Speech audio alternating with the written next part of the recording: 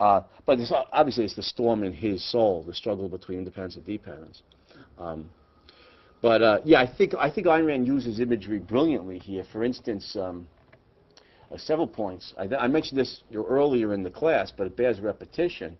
Where that great scene when Roark and Toohey meet, the one and only time they meet face to face in the story, and notice that Toohey's drawn to the started home. What was it, for subnormal children? You could write that back in the 30s. If we can't write that today, what would it be? Would it be the politically correct version? The started home for the cerebrally challenged? I'm not sure, but Toohey keeps coming back, hoping that he can encounter Roark at some point, and that in itself is important. I mean, what does he want from Roark? He's destroyed. He's led the social charge against this building. In fact, the whole thing was orchestrated by him deliberately to make Roark infamous. And so, what does he want from Roark?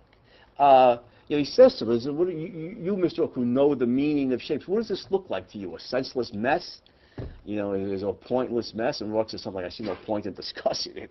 Roark can see the aberration that they've made out of his brilliant design. But Toohey wants something from Roark here.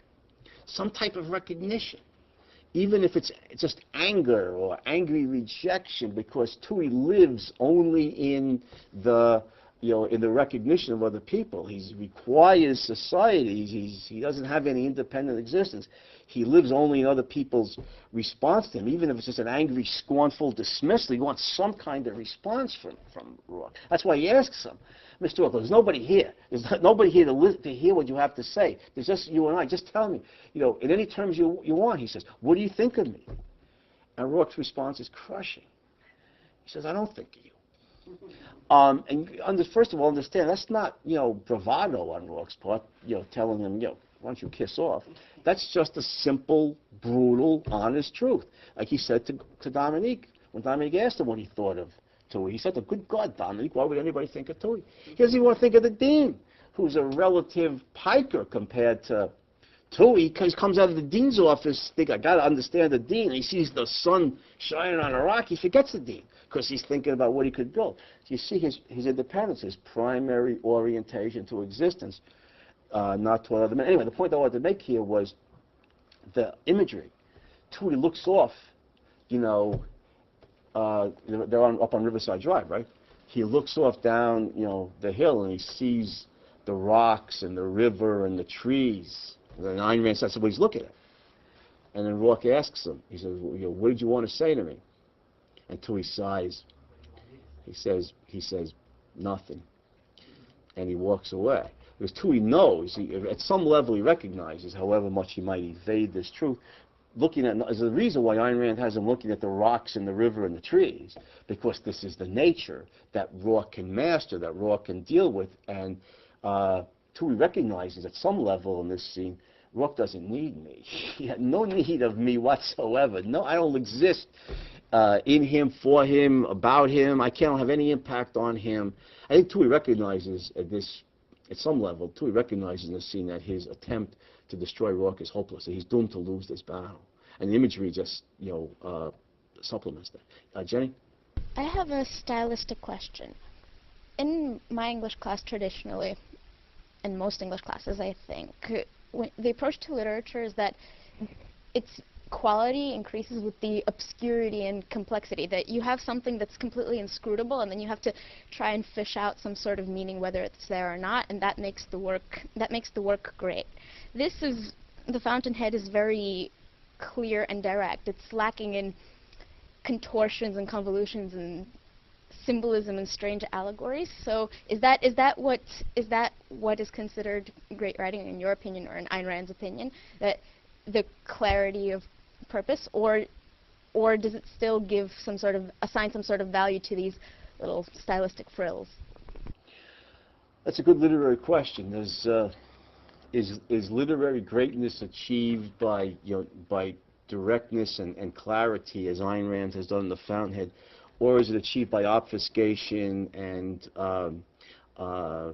impenetrability, as, say, in Joyce's Finnegan's Wake? Notice something.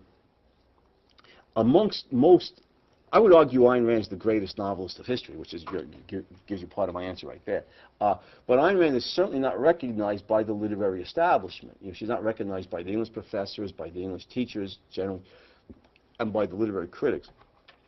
Joyce is considered the greatest novelist of the 20th century. His leading works are impenetrable. If you don't believe me, try reading Finnegan's Wake. It's not written in any known language. Literally, he just took a bunch of letters and strung them together and to make sounds in Finnegan's Wake. And you know, he's already started with that so-called experimental method in Ulysses. But in Finnegan's Wake, it's completely developed. So Ayn Rand's point is that writing is communication. It's writing is a form of communication. You're communicating ideas, and consequently, writing's supposed to be clear. You're communicating ideas clearly. Joyce and that school of thought or non-thought is a literary case of the emperor has no clothes. The emperor is naked. It's a scam. It's an intellectual scam. There's no value whatsoever in Joyce's later writings. His early writings, like Dubliners, has some literary value. They're written the stories are written naturalistically. They're written in English. It's a known language. It communicates meaning. It's a depressing meaning, but that's, you know, they're literarily, they're stories. They have some discernible storyline. They have a discernible theme and a meaning. It has some, you know, literary value, but Joyce's reputation is based on Ulysses and Finnegan's Wake, which has no discernible meaning, consequently no literary value. And when rational principles ever enter into literature, Joyce will be recognized as the literary fraud that he is. And if he is to be read in the future, he'll be read only in the context of the 20th century was insane. These were insane people who thought that this fraud was a great writer.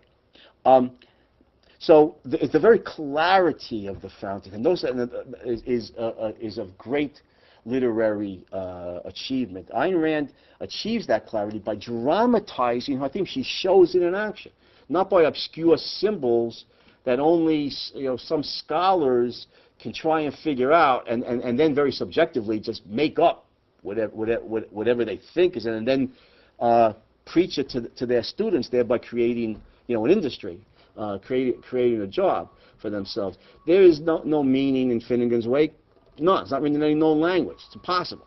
So any scholar, so-called scholar, can make up any meaning and then preach it to his students, and, you know, make a job for himself or a name for himself. It's utterly subjective. Whereas to Ayn Rand, of course, meaning is objective. You dramatize it in the action. Your theme is expressed in the action. Notice in both The Fountainhead and Atlas Shrugged, there's philosophical speeches at the end of the story, which are, first of all, they're necessary in terms of the plot, but they express only what has already been shown by the action. The action has already carried. So Ayn Rand expresses the meaning fundamentally by dramatizing. She also gives the symbols that we've been discussing, you know, Howard Roark and the sky and the wind, you know, the independent mind and the nature that he can deal with. Dominique rises above the banks and the courts and everything. The social institutions Toohey controls until there's only Howard Roark and the wind, the sky, you know, is the only independent mind and nature. So she symbolizes it, and then she also gives a speech, you know, where she expresses the meaning in Roark's closing speech. So but the meaning is conveyed in the story. I think we're done. Are we out of time?